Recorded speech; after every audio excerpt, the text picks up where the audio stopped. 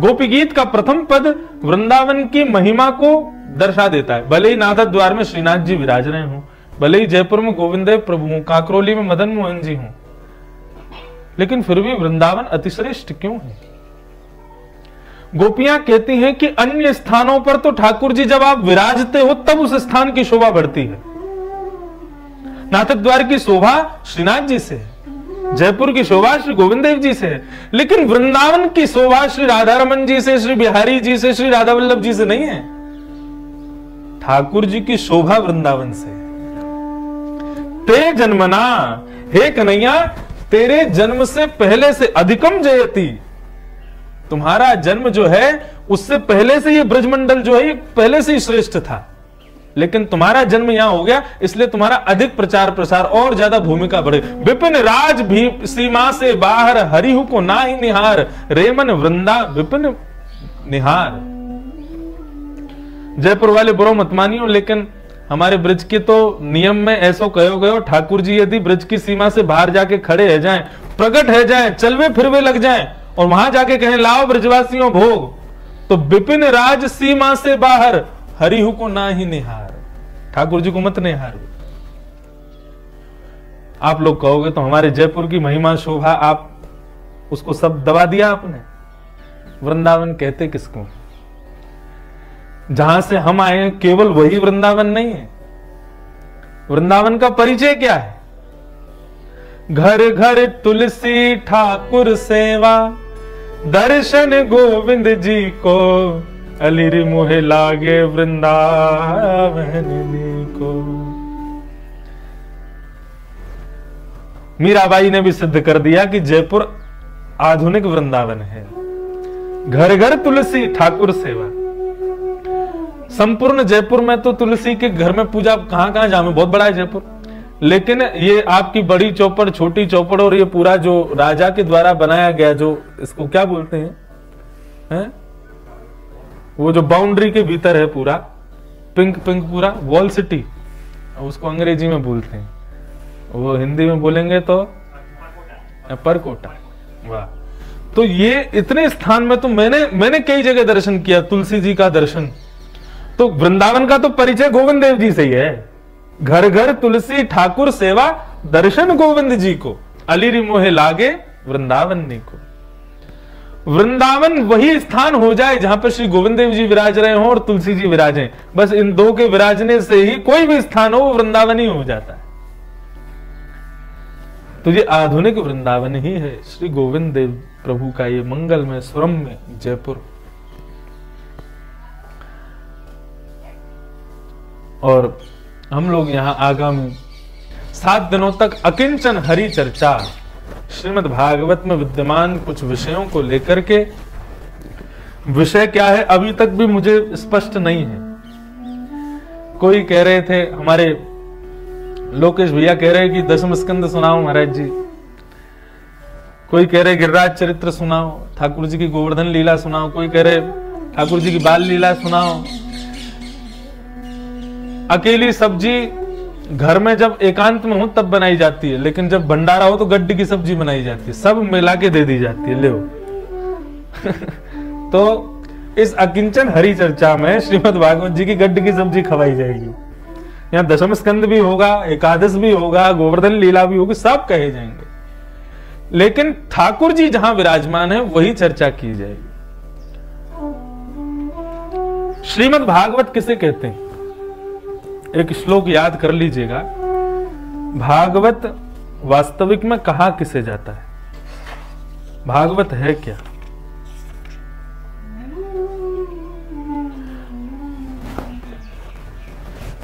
पुराणकार कहते हैं, आदौ देव की देव गर्भ जननम, गोपी ग्रहे वर्धनम, माया पूतन जीवतापहरणम, गोवर्धनोद्धारणम, कंसच्छेदन कौरवादिहननम, कुंती सुता पालनम, श्रीमद्भागवतम पुराण कथितम श्री कृष्ण लीलामृतम।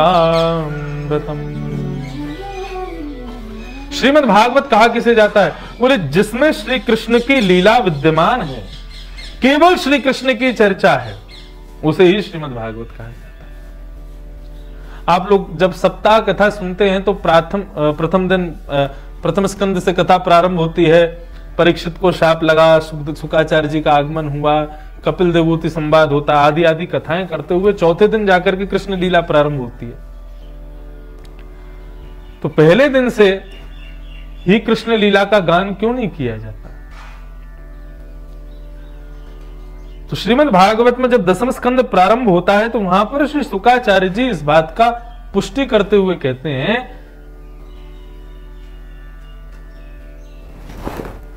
अच्युतम हरिकथामृतम सम्यक व्यवस्थिता बुद्धि तव राजर्षि सत्तम। 3 दिन की कथा से हमारे भीतर से निर्गुण, सगुण और तमोगुण, ये तीनों गुण जब लेश हो जाते हैं, जब समाप्त हो जाते हैं, और तमोगुण, रजोगुण और सतोगुण, ये तीनों जब समाप्त हो जाते हैं, निर्गुणता की जब प्रादुर्भाव होता है, तब कृष्ण कथा में प्रवेश मिलता है। यदि मन में निर्गुणता नहीं है तब तक कृष्ण कथा में प्रवेश, आपको कथा सुना भी दी जाएगी तो समझ में नहीं आएगी। निर्गुणता जीवन में तब तक नहीं आएगी, तब तक कृष्ण कथा में प्रवेश नहीं मिल सकता। लेकिन इस अकिंचन कथा का श्रवण वही कर सकते हैं जिनके हृदय में निर्गुणता है। जो सतोगुणी है, जो रजोगुणी है, जो तमोगुणी है, वो कल से कोई 5 बजे उठ करके 4:30 बजे उठ के कथा क्यों सुनेंगे? जितने भी लोग सुबह सुबह उठ करके स्नान ध्यान करके इस कथा की प्रतीक्षा कर रहे हैं, वो सब निर्गुणी हैं और उनको कृष्ण लीला सुनाने का अधिकार है, उनको सुनने का भी अधिकार है। लेकिन जो प्रतीक्षा करें कि हम नहा धो करके 9-10 बजे यूट्यूब पे दोबारा सुन लेंगे कथा को, तो अभी भी आपके भीतर निर्गुणता नहीं है। निर्गुणता जीवन में आए इसलिए 3 दिन तक भागवत की कथा में भूमिका सुनाई जाती है, चौथे दिन कृष्ण जन्म सुनाया जाता है। लेकिन यहां के इस प्रसंग में हम लोग जैसा जैसा जो भाव मन में आता जाएगा उसको ठाकुर जी के सेवा में, श्री गोविंद देव प्रभु की सेवा में प्रस्तुत करेंगे। प्रारंभ करते हैं एक अद्भुत चर्चा से। श्रीमद् भागवत की एक अद्भुत चर्चा, बहुत ध्यान से सुनिएगा। आज प्रथम दिन है तो कथा का केवल श्री गणेश मात्र कर रहे हैं, क्योंकि आज थोड़ा सा समझना था कि यहाँ कैसे क्या माहौल है, ठाकुर जी की सेवा पूजा आरती का समय क्या है। फिर थोड़ा विचार करके फिर कल से कथा एक समय निर्धारित करके तभी से प्रारंभ किया करेंगे।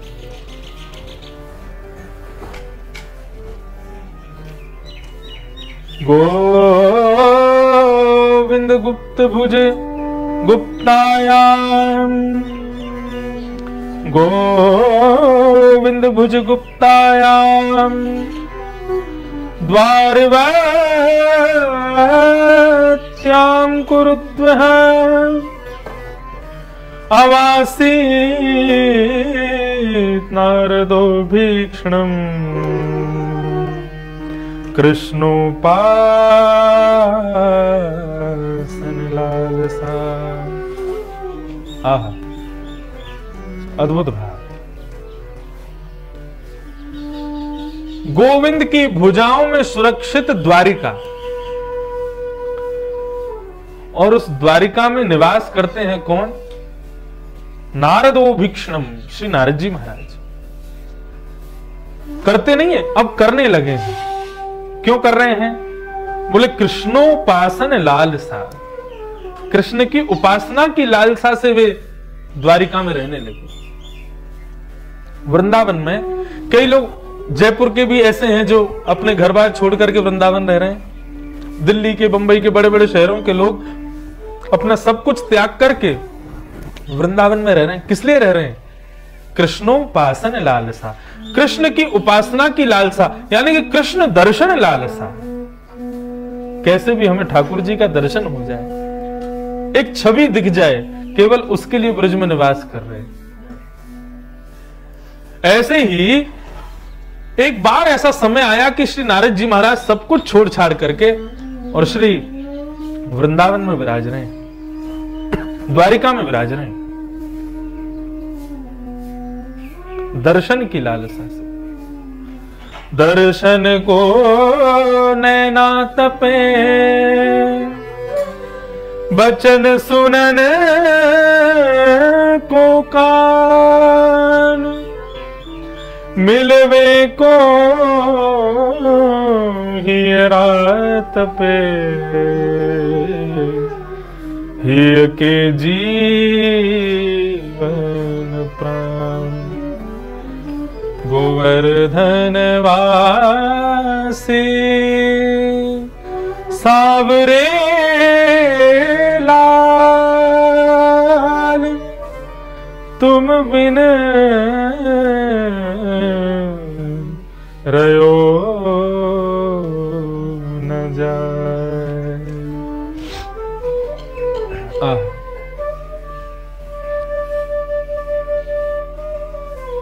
वृंदावन स्वीकार तब तक नहीं करता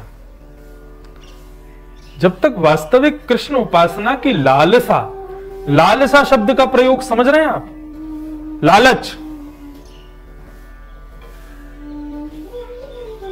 अपने अपने मन में विचार कीजिए, हमें किस वस्तु का लालच है? किसी को मीठे का लालच होता है, किसी को घूमने का लालच होता है, किसी को धन कमाने का लालच होता है, किसी को सुंदर स्वरूप देखने का लालच होता है, किसी को सुंदर संगीत सुनने का लालच होता है। सबके भीतर लालच, कोई ना कोई लालसा जरूर होती है, लेकिन वृंदावन स्वीकार उसे करता है जिसके भीतर कृष्णोपासन लालसा, जिसके भीतर यह लालसा है कि मैं सवेरे 5:30 बजे श्री गोविंद देव प्रभु के सामने जाकर के निहार करके देख लूं, नयन भर देखूं नंद कुमार। उनको देखने की लालसा है, अपने नेत्रों में भर लूं, अपने हृदय में भर लूं, आज की झांकी कहीं मुझसे रह ना जाए। कभी कोई आकर के कहे कि ठाकुर जी ने तो आज ऐसा श्रृंगार किया था, उस श्रृंगार की बात को सुनकर के अपने ऊपर ग्लानि हो कि मैंने दर्शन नहीं किया, उस ग्लानि के कारण नेत्र सजल हो जाए, तो समझो आपके भीतर कृष्णोपासन लालसा है। कृष्णोपासन लालसा। मीराबाई कहती हैं, श्याम मन चाकर राखो जी, चाकर रहसू बाग लगासू, नित उठ दर्शन पासू। मैं चाकरी करूंगी आपके वृंदावन में। क्या करूंगी? बोले झाड़ू करूंगी। चाकर रहसू बाग लगासू, नित उठ दर्शन पासू, वृंदावन की कुंज गली में हरि की लीला गासू। हरि जी मोहे चाकर राखो जी, मुंह को चाकर रख लो आप, ताकि उस चाकरी में आपका दर्शन हो सके। कृष्णोपासन लालसा। हम लोग भी अकिंचन कथा कर रहे हैं, सुबह सुबह का समय है। आजकल रात्रि में 10-11 बजे 12 बजे से पहले किसको नींद आती है, लेकिन इतने स्थिति में भी 2 घंटा 2.5 घंटा सो करके सुबह उठ करके भाग रहे हैं, कथा कर रहे हैं, ये सुंदर ठाकुर जी की मंगलमयी चर्चा कर रहे हैं। किस लिए? कृष्णोपासन लालसा। हमारी कथा सुन के, हमारे मंगल में इस भाव को सुन के कभी गोविंद देव जी प्रसन्न हो जाए। लाला तेरी कथा बड़ी अद्भुत है, सवेरे सवेरे करे, एकांत में जाके करे, ना भीड़ को चक्कर, ना कोई प्रचार प्रसार को चक्कर, आनंद कथा मुंह को सुनावे आवे। या बात से कभी ठाकुर जी रीझ जाएं और रीझ के कभी मंदिर के झरोकन से एक बार, जीवन भर में 100 वर्ष की आयु में एक बार भी ठाकुर जी झरोके से झांक के मुंह को निहार लें, मेरा जीवन सफल हो जाए। केवल इस उपासना से मैं ये अकिंचन कथा कर रहा हूं।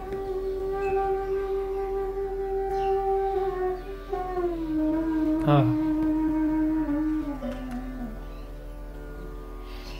कृष्णोपासन लालसा, कृष्ण दर्शन लालसा। श्री नारद जी महाराज द्वारिका में निवास कर रहे हैं। द्वारिका में निवास कर रहे हैं इसलिए कर रहे हैं ताकि घूमते फिरते कभी कभी द्वारिकाधीश दिख जाएंगे। लेकिन कभी यदि द्वारिकाधीश नहीं दिखते तो नारद जी क्या करते? भिक्षा लेने की भावना से संत हैं, फकीर हैं, तो भिक्षा लेने की भावना से द्वारिकाधीश के महल में पहुंच जाते और महल में पहुंच करके द्वार पर खड़े होकर के भिक्षाम देही, हे द्वारिकेश भिक्षाम देही, भिक्षा मांगने जाते।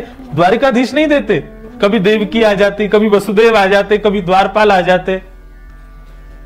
तो भिक्षा तो बहाना था, लेकिन नारद जी तो उझक उझक के देखते थे कि हम भिक्षा ले में उतनी देर में कहीं ठाकुर जी हमको दिख जाएं। और कभी कभी ऐसा संयोग बनता था कि स्वयं द्वारिकाधीश भिक्षा लेकर के आ जाते थे। नारद जी तो ऐसे ही देखत रहूं मैं जन्म सफल कर मानूं, ऐसे देखता रहूं मैं आपको। आज की भिक्षा लेकर के कौन पधारा? आज की भिक्षा लेकर के आए द्वारिकाधीश के पूज्य पिताजी महाराज श्री वसुदेव जी। वसुदेव जी भिक्षा लेकर के आए, नारद जी की झोली में डाल दी। नारद जी महाराज ने थोड़ी बहुत देर उझक के देखा द्वारिकाधीश कहीं दिख जाए, तभी दिख गए। एक महल से दूसरे महल की ओर जा रहे थे, थोड़ी सी छवि दिख गई, बस उसी से नारद जी बोले जय हो, आज को मंगल है गयो। जैसे ही जाने लगे वसुदेव जी ने हाथ पकड़ लिया, अभी मत जाइए, विराजिए प्रभु। और श्री नारद जी महाराज को बिठा करके श्री वसुदेव जी उनसे इस प्रसंग को सुन रहे हैं, प्रश्न उत्तरी चल रही है। हम लोग इसी प्रसंग को लेकर के कथा प्रारंभ करते हैं। इसी को भागवत धर्म कहा जाता है।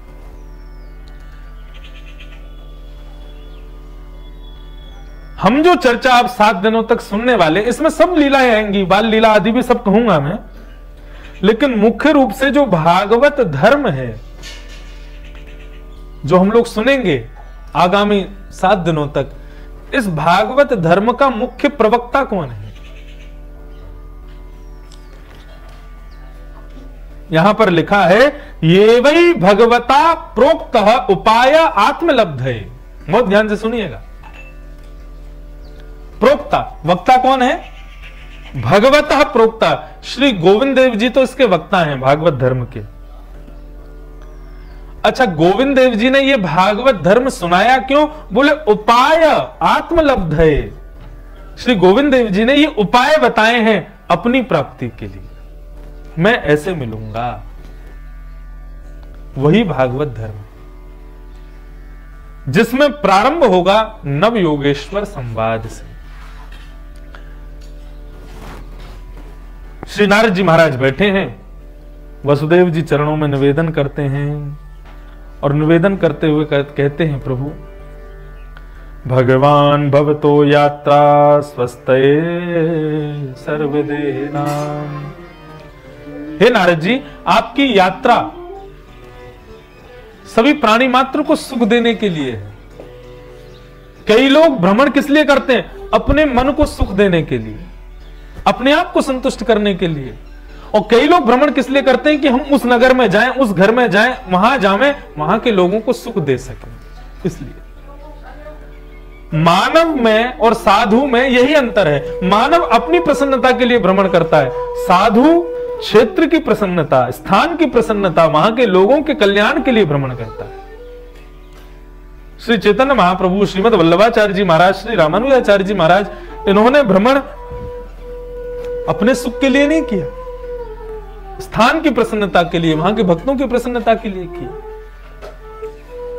तो भ्रमण श्रेष्ठ कौन सा है? जिसमें दूसरे के कल्याण की भावना हो, वो भ्रमण श्रेष्ठ है। क्योंकि भूतानाम देवचरितम दुखाय च सुखाय च। यहां पर स्पष्ट श्री वसुदेव जी महाराज कह रहे हैं कि मानवों का तो विचरण किसी को दुख किसी को सुख देता है, लेकिन सुखायैव हि साधूनाम तदृशाम अच्युतात्मनाम। साधु पुरुषों का भ्रमण तो दूसरों को सुख देने के लिए ही होता है, दूसरों का कल्याण करने के लिए ही होता है।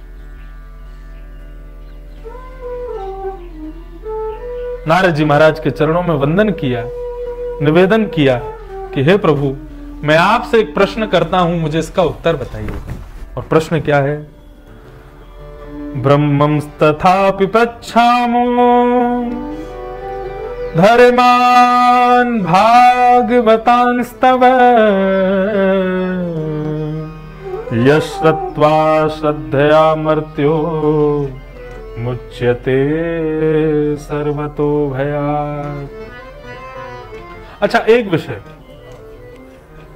नारद जी को शाप लगा हुआ है कि वो एक स्थान पर ज्यादा देर तक विराज नहीं सकते, और यहां पर लिखा है कि गोविंद भुजगुप्तायाम द्वारवत्वाम कुरुद्वः अवासीत नारदो भिक्षणम कृष्णोपासन लालसा। वे द्वारिका में रहते थे। नारद जी टिक कैसे गए द्वारिका में? इनको तो शाप था, ये एक स्थान पर रुक ही नहीं सकते। फिर नारद जी द्वारिका में टिक कैसे गए? तो ऐसा कहते हैं कि 4 ठाकुर जी की माधुरियों ने नारद जी को आकृष्ट कर लिया था। श्री गोविंद देव जी की, हमारे श्री श्याम सुंदर की 4 माधुरी हैं, बहुत ध्यान से सुनना। सबसे पहली वेणु माधुरी, दूसरी गुण माधुरी, तीसरी रूप माधुरी, और चौथी लीला माधुरी। इन्हीं पर चर्चा करते हैं। 4 माधुरी हैं ठाकुर जी के, 4 माधुर्य हैं श्री गोविंद देव प्रभु के। पहला वेणु माधुरी, मधुराष्टकम जो श्रीमद् वल्लभाचार्य जी महाराज ने गाया, वो इन 4 माधुरियों को विस्तृत करते हुए ही गाया। वेणु माधुरी के कितने माधुर्य हैं उनका वर्णन किया, रूप माधुरी के कितने माधुर्य हैं उनका वर्णन किया, लीला माधुरी के कितने माधुर्य हैं उन सबका वर्णन करते हुए श्रीमद् वल्लभाचार्य जी महाराज ने मधुराष्टकम लिखा। मधुराधिपते अखिलम मधुरम अधरम मधुरम वदनम मधुरम मधुराधिपते अखिलम मधुरम। अच्छा, एक विषय मिल गया। जयपुर के बाद अगली कहीं भी अकिंचन कथा होगी, वहां मधुराष्टकम पर ही बोलेंगे, ठाकुर जी की प्रत्येक माधुर्य का वर्णन करेंगे। आज उसकी नींव रख देते हैं। 4 माधुरियों पर चर्चा। वेणु माधुरी ठाकुर जी की सबसे पहली। बंधु, ये वेणु कौन है? ये ठाकुर जी के, अच्छा, गोविंद देव जी का जो स्वरूप है, इस स्वरूप के विषय में कहा जाता है कि श्याम सुंदर 5000 वर्ष पहले जैसे दिखते होंगे वही है श्री गोविंद देव जी, वही साक्षात स्वरूप है। यही कद रहा होगा, ऐसा ही त्रिभंग स्वरूप था श्री ठाकुर जी का, वही श्री गोविंद देव जी प्रभु। तो सबसे पहली वेणु माधुरी। ये वेणु कौन है? हमारे ब्रज के साहित्य में यदि जाओगे तो अभी अभी मैंने आप सबको एक बात बताई कि हमारे ब्रजमंडल में जितने भी ठाकुर के स्वरूप हैं, सब जगह किशोरी जी अदृश्य हैं। यदि कोई अज्ञात व्यक्ति बिहारी जी का दर्शन करे तो वो पहचान ही नहीं पाएगा कि किशोरी जी कहां है। ब्रज के लोग तो जानते हैं कि बिहारी जी के बगल में किशोरी जी विराज रही है, लेकिन अब जयपुर का कोई ऐसा ही साधारण व्यक्ति, उसको बिहारी जी ले जाओ, बिहारी जी दर्शन करा के बाहर जाके पूछो, भाई राधा रानी देखी? तो कहां थी? हमको तो ठाकुर जी दिखे बस। लेकिन एक बात बताएं,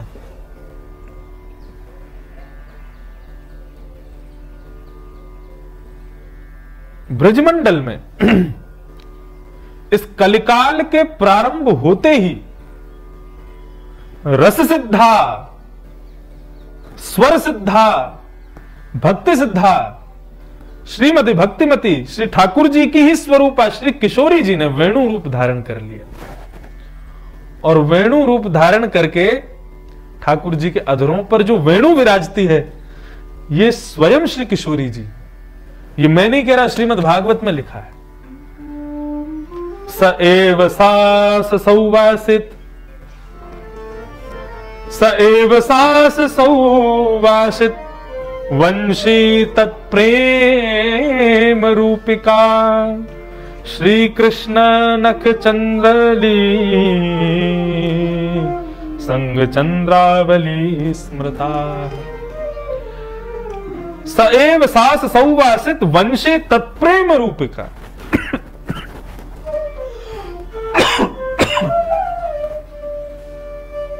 वंशी तत् यानी कि श्री गोविंद देव जी की वंशी कौन है? बोले प्रेम रूपिका श्री किशोरी जी है। जिनको अपने कोमल उंगली रूपी हस्त कमलों से ठाकुर जी चरण सेवा मानो कर रहे हो, अपनी नासिका में लटके हुए बिंदु से मानो छत्र लेकर के खड़े हो, अपने अधरों की तकिया पर मानो किशोरी जी को लिटाया हो, अपने अधरामृत से मानो उनका भोग लगा रहे हो, अपनी आंखों की पलकों को बजाते हुए जब बार बार खोलते हैं बंद करते हैं, खोलते हैं बंद करते हैं, तो मानो आंखों की पलकों से पंखा चल रहे हैं। ऐसी किशोरी जी की सेवा कर रहे हैं श्री ठाकुर जी। वेणु माधुरी श्रीमद् भागवत में युगल गीत है। उस युगल गीत में ठाकुर जी की वेणु की बड़ी प्रशंसा है। एक तो वेणु गीत है, एक युगल गीत है। तो युगल गीत में समस्त गोपियां नंदरानी यशोदा से जाकर के प्रश्न करती हैं,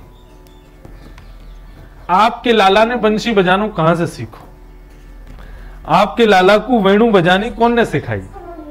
अच्छा, कई लोग ऐसा कहते हैं कि ठाकुर जी द्वारिका गए तो वहां जाकर के वंशी नहीं बजाई। आप लोग आज भी प्रातःकालीन श्रृंगार दर्शन द्वारिकाधीश जी का करिए और शाम को संध्या दर्शन ठाकुर जी का करेंगे, तो श्रृंगार में और संध्या में ठाकुर जी को आज भी वंशी धराई जाती है। द्वारिकाधीश को वंशी का त्याग कर ही नहीं सकते, साक्षात किशोरी जी हैं, इनके बगैर ठाकुर जी कैसे रहेंगे। तो मैं निवेदन कर रहा था कि युगल गीत में समस्त गोपियां जाकर के नंदरानी यशोदा से पूछती हैं कि हे महारानी, आपके लाला ने वंशी को वादन कहां से सीखो, हमको बाके बारे में बताओ। बहुत सुंदर भाव है। विविध गोप चरणेषु विदग्धो वेणुवाद्य उरुधा निज शिक्षा, तव सुतः सती अदादर बिंबे दत्त वेणुरनयत स्वर जाति। समस्त गोपियां नंद भवन में पहुंच गई और यशोदा मैया से जाकर के कहती, मैया तुम्हारो लाला इतनी मधुर वेणु बजावे, इतनी सुंदर वेणु बजावे, आपके लाला ने वंशी वादन सीखो कहां से, या कि गुरुजी कौन है, कौन से विद्यालय में जाकर के आपके लाला ने सीखो, हमको बताओ तो हम भी अपने बालकन को वहीं भेज देंगे। तो यशोदा मैया ने उत्तर दिया, वेणु वाद्य उरुधा निज शिक्षा। मेरे लाला ने कोई से सीखो ना है, वो स्वयं बजानो जाने, बाकी स्वयं की शिक्षा है, मानो कोई से सीखो ना है। ठाकुर जी वेणु बजाते कैसे हैं? बोले सवनस राग बजाते हैं। बोले सवनस राग कैसा है? जैसे कि प्रारंभ ब्रह्म बेला का राग है भैरव,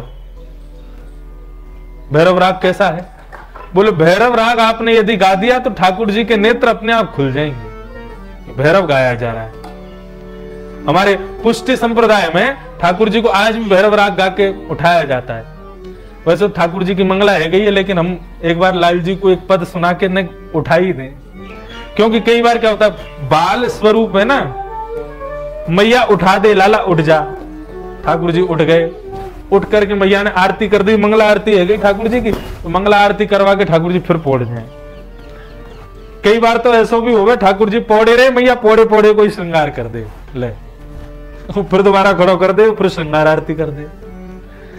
यशोदा मैया लाल जी को उठा रही है, इतना सुंदर पद है।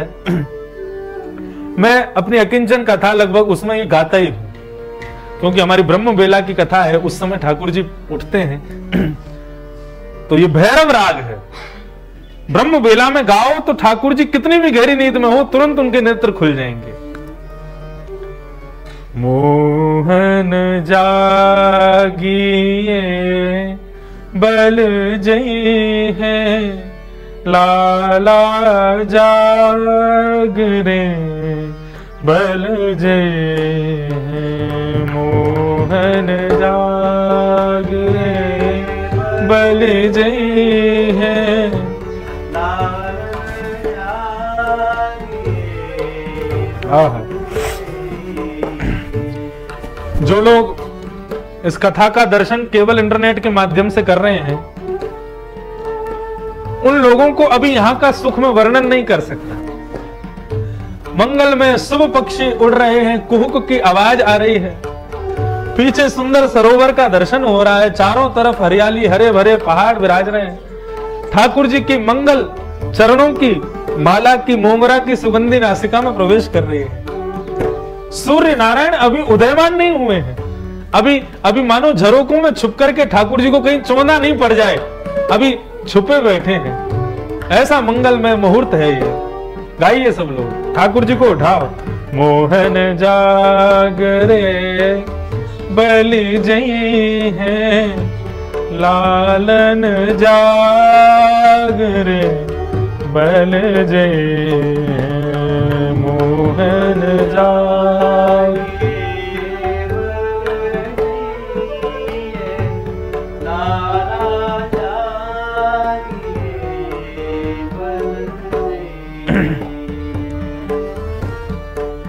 तेरे कारण श्याम सुंदर, तेरे कारण श्याम सुंदर, तेरे कारण श्याम सुंदर, तेरे कारण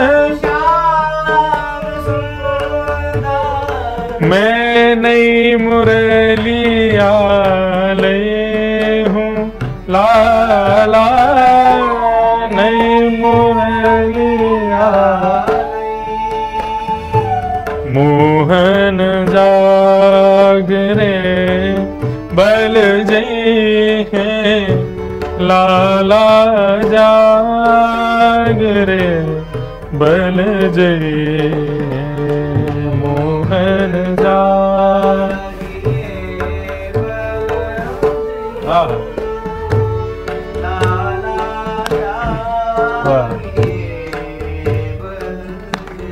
श्री गोविंद भगवान की।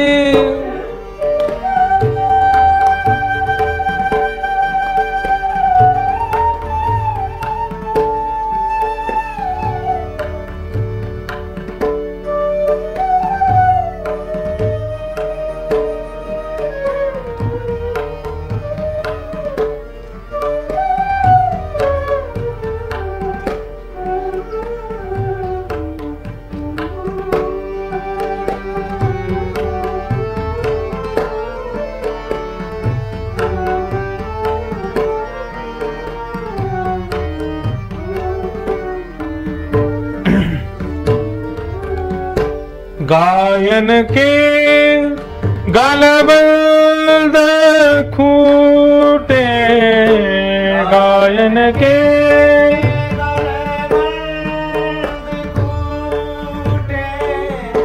गायन के गलबंद खूटे, गायन के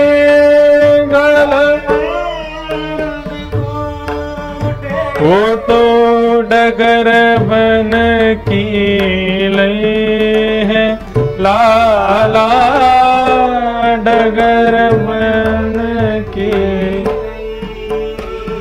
मोहन जागरे बल जई है, लाला जागरे बल जई।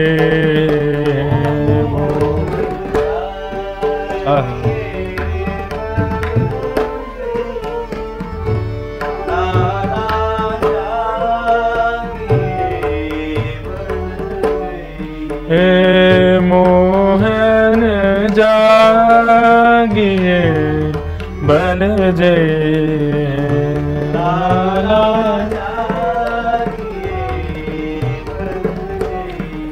हे मोहन जागिए बल जय, मोहन जागिए बल जय। तो सवनस राग ठाकुर जी बजाते हैं वेणु में। हमारी कथा में श्रोता के रूप में सूर्य नारायण पधारे हैं, खूब खूब स्वागत है। ऐसी कथा ये अकिंचनी होती है, जिसमें प्रारंभिक आरती करने चंद्रमा विराजते हैं और विश्राम आरती करने सूर्य नारायण विराजते हैं। सूर्य चंद्र दोनों इस कथा में विराजते हैं।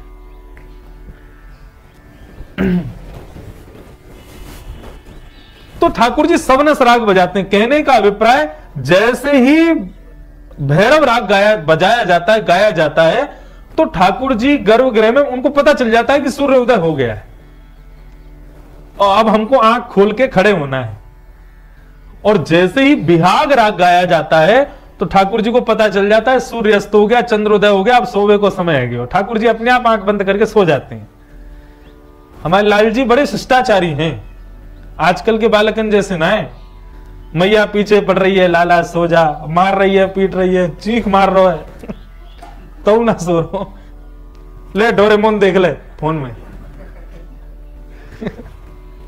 रात भर डोरेमोन देखतो बेचारो कब बाकी आंख लगे, कब उठे, कछु पतो ना। लेकिन हमारे ठाकुर जी के डोरेमोन कौन है? ये राग ही है। मैया जैसे ही भैरव राग आलापे, ठाकुर जी तुरंत उठ के बैठ जाए, बोले कि अब प्रातः काल है गई है। जैसे ही बिहाग राग गावे, ठाकुर जी अपने आप पौड़ जामे, अब सोवे को समय है गयो। लेकिन ठाकुर जी जब वंशी वादन करते हैं, उस समय जब राग रागनियों का वादन उसमें करते हैं, तो उन राग रागनियों को सुनकर के आकाश मार्ग में कभी कभी तो ऐसा हो जाता है कि ब्रह्म वेला का समय और ठाकुर जी वंशी बजाते हैं, तो वंशी सुनकर के सूर्य को लगता है कि ये तो शाम का राग बजा रहे हैं, कहीं में गलत समय पे उदय तो नहीं हो गया। सूर्य भाग जाते हैं, चंद्रमा को उदय होना पड़ता है। ठाकुर जी की ऐसी वंशी। और कभी कभी रात्रि को ठाकुर जी को नींद नहीं आ रही, तो ठाकुर जी 12 बजे ही रात्रि में वेणु निकाल करके अधरों पर धारण करके जैसे वादन करते हैं, ऐसा राग बजाते हैं कि चंद्रमा सोचता है ये तो प्रातः काल का राग है, ठाकुर जी अभी बजा रहे हैं, कहीं अभी सवेरे का समय तो नहीं हो गया। चंद्रमा भागते हैं, सूर्य को उदय होना पड़ता है। सवनस राग, सवनस राग की यहां पर बताया है कि सक यानी ब्रह्मा जी, जिनको संपूर्ण वेद वेदांत सबका ज्ञान है, सब राग रागनी उन्हीं से निर्मित है, सब कुछ उनको पता है, वे अपने ग्रंथ खोलने लग जाते हैं, कौन सा राग गाया जा रहा हो, कौन सा बजाया जा रहा हो, समझ में ही ना आ। ऐसे ठाकुर जी की ये क्या है? ये है वेणु माधुरी। वेणु माधुरी का एक अद्भुत भाव और कहकर के, और फिर आज की कथा को हम यहीं विराम देंगे। कल कथा का प्रारंभ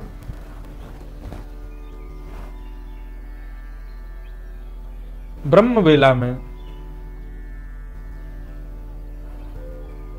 4:45 बजे से होगा। 4:45 से लेकर के 7 बजे तक, क्योंकि फिर ये सूर्य नारायण भगवान थोड़ी देर कोई प्रणाम करने आएंगे कथा में, क्योंकि इनको पूरे विश्व को प्रकाशित भी तो करना है, और ज्यादा प्रकाशित करने लगे तो फिर कथा में वो ज्यादा ही कछु आ जाएंगे। तो 7 बजे कथा का विराम रहेगा, तो कम से कम हमको 2 घंटा मिले ठाकुर जी को सामने विराज करके कुछ कहने का। इसलिए कल कथा हर हाल में 4:45 बजे प्रारंभ होगी। 5:30 आरती के समय 10 मिनट कीर्तन गाए जाएंगे और आरती के बाद फिर कथा प्रारंभ हो जाएगी। ऐसे क्रम रहेगा। तो वेणु माधुरी का एक और भाव सुने। वेणु माधुरी के भाव में जब वेणु गीत ठाकुर जी वन में जाकर के वेणु का वादन करते हैं, उस वेणु को सुनकर के गोपियां जब वेणु गीत का गायन करती हैं, बरहा पीड़म नटवर वपु कर्णयो कर्णकारम विभ्रदवासः कनक कपिसम वैजयन्तीं च मालां रन्ध्रान् वेणोवधर सुधया पूरयन् गोपवृन्दैः वृंदारण्यम स्वपद रमणम प्राविशद गीत कीर्ति। वेणु माधुरी कैसी है ठाकुर जी की? सब गोपियां झुंड बना करके ठाकुर जी के पास पहुंच गई। गोविंद देव प्रभु को चारों ओर से घेर लिया। ठाकुर जी बोले कहा बात है, कहा कहनो चाव सबरी। सब गोपियां बोली देखो लाला तुम बंशी बहुत मधुर बजाओ, बहुत मीठी बजाओ, खूब आनंद आवे, खूब बाकू सुन के आनंद है जाए, लेकिन हम तुमसे एक प्रार्थना करना चाहे। बोले कहा।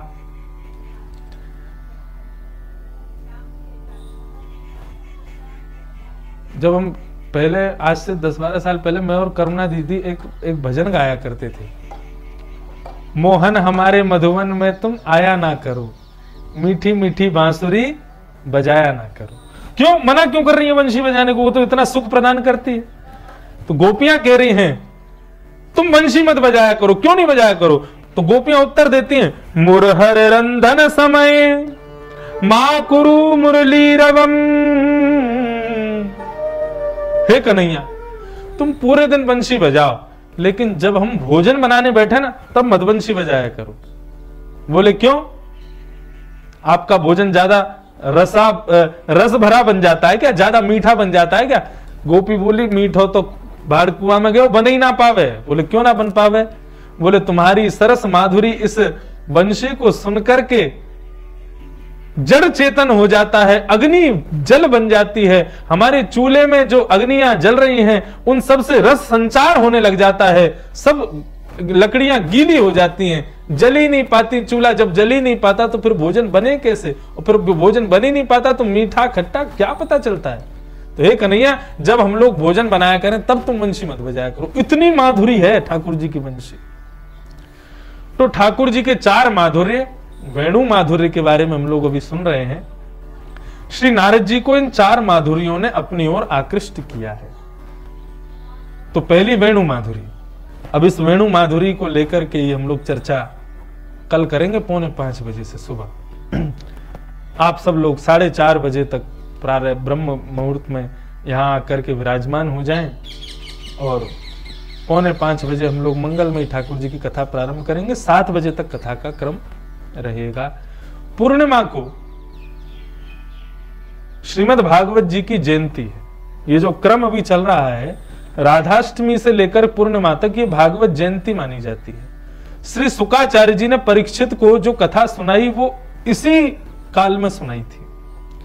तो पूर्णिमा को भागवत जयंती भी है, कथा का 4था दिन भी है, तो उस दिन एक अकिंचन नंदोत्सव भी करेंगे। कथा में तो क्रम आएगा नहीं, लेकिन नंदोत्सव एक बार हमारी गोवर्धन में कथा हुई, तो गोवर्धन में नंदोत्सव में बधाई क्या बटी सुन के आप आश्चर्य करोगे।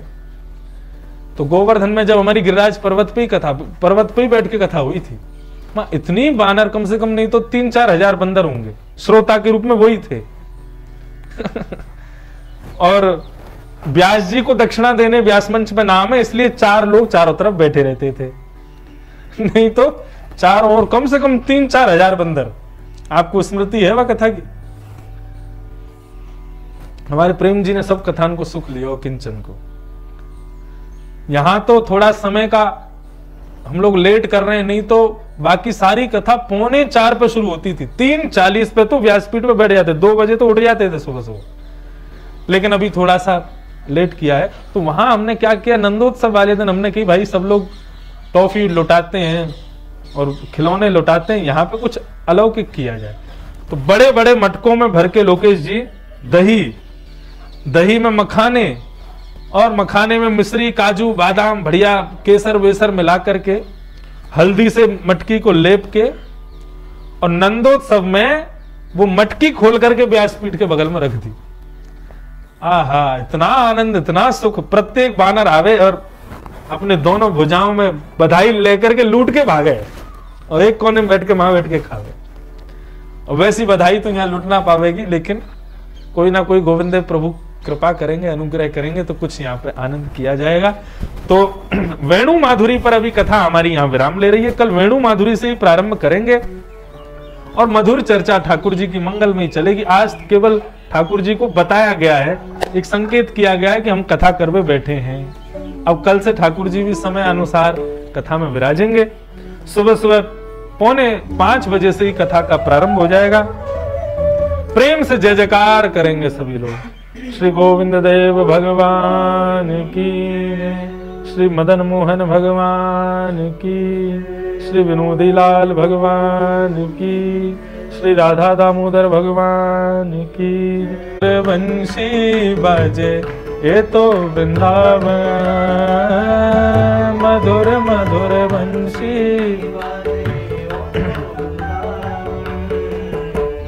राधा कुंड श्याम कुंड गिरि गोवर्धन, मधुर मधुर वंशी बजे ये तो वृंदावन। राधा कुंड श्याम कुंड गिरि गोवर्धन,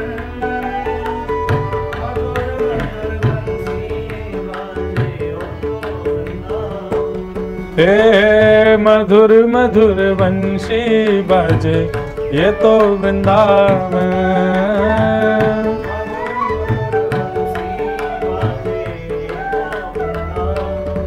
हे हरे कृष्ण कृष्ण कृष्ण हरे हरे, हरे राम राम राम हरे हरे। करताल बजा के गाओ भाव से।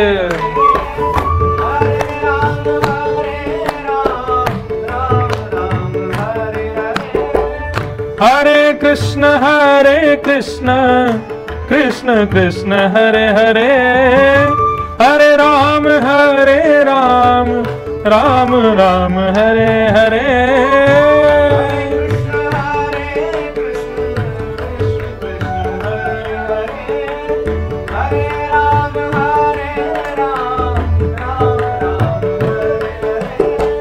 राधा कुंड श्याम कुंड गिरि गोवर्धन बाजे ये तो वृंदावन। राधा कुंड श्याम कुंड गिरि गोवर्धन, मधुर मधुर वंशी बाजे। हे मधुर मधुर वंशी बाजे ये तो वृंदावन। मधुर मधुर वंशी बाजे, ओ मधुर मधुर वंशी बाजे ये तो वृंदावन। मधुर मधुर वंशी बाजे। श्री गोविंद देव भगवान की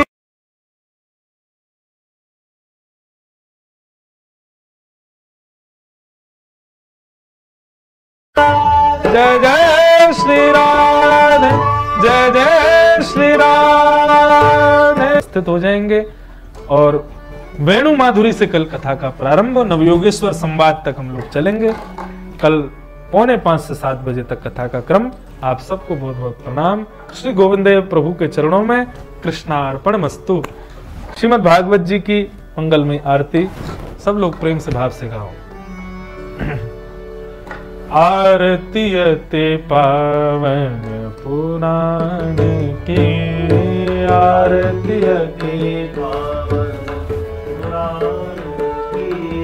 धर्म भक्ति विज्ञान खान की, धर्म भक्ति विज्ञान खान की। महापुराण भागवत निर्मल,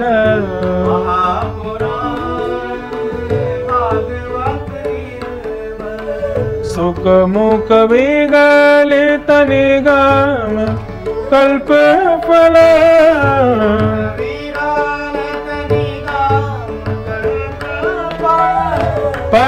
परमानंद सुधारस में कल लीला रति रस रस निधान के।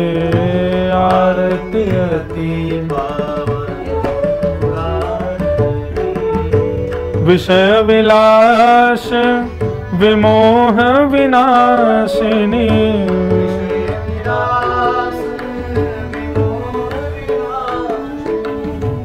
विमल विराग विवेक विकासिनी।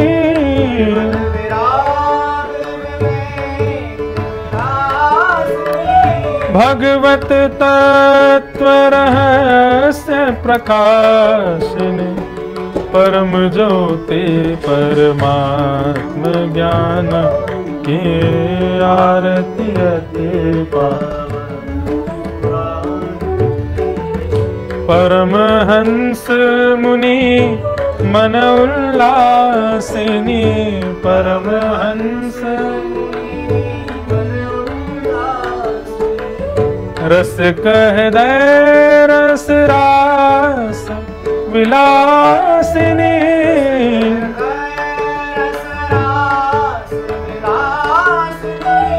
भुक्ति मुक्ति रति प्रेम सुदासिनी, कथा किंचन प्रिय सुजान की आरती अति पावन।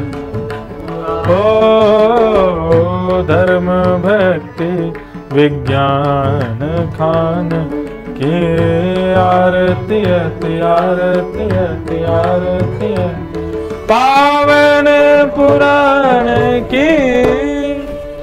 नंदनंदनाय विद्महे यशोदानंदनाय धीमहि तन्नो कृष्णः प्रचोदयात्। प्रशुभानुजायि